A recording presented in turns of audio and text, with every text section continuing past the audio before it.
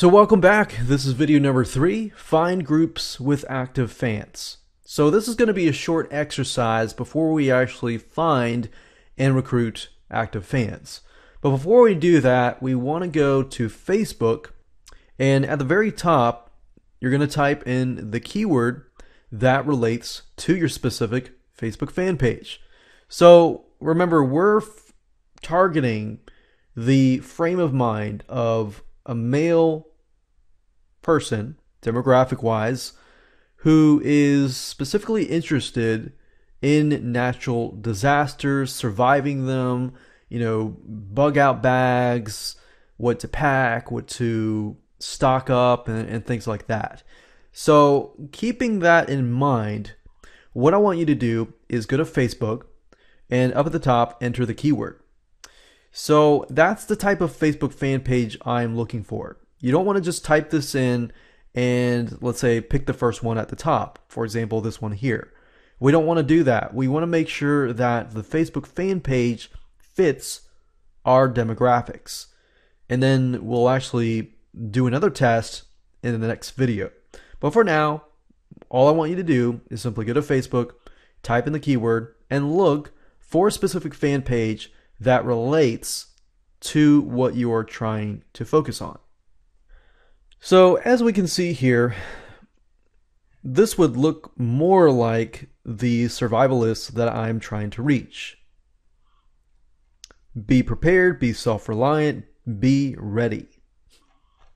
Okay, so what I'm going to do is I'm just going to open this up in a new window, and I'm going to open this one up in a new window. And I'm going to do the same thing here, the same thing here. So let's take a look at them. So what we're looking for is how engaging their community is. So as we can see, they don't have a lot of likes. They only have 1,501 likes. But if the community is fairly active within that number itself, that's a good sign. So, for example,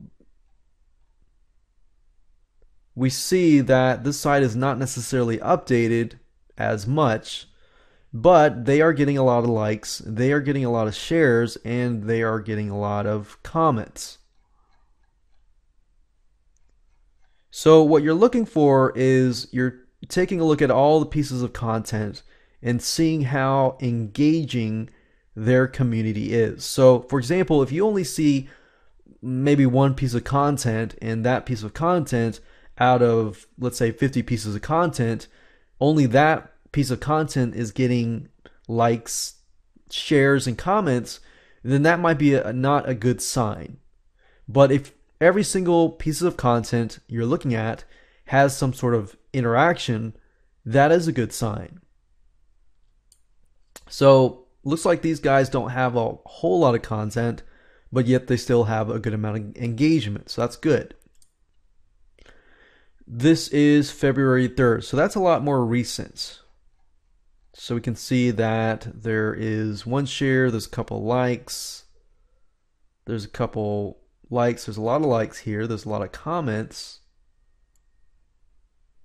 So I'm beginning to see that this specific niche is very engaging. Okay, so that's just an interest page. So does that answer my question? Is this an active group? Yes, I can see that this topic is very active. Now, if you are at a point where you're finding that your topic is not as active, I recommend that you keep looking. If those data, those test results come back showing you that it's not as active, then you may want to look at a different niche.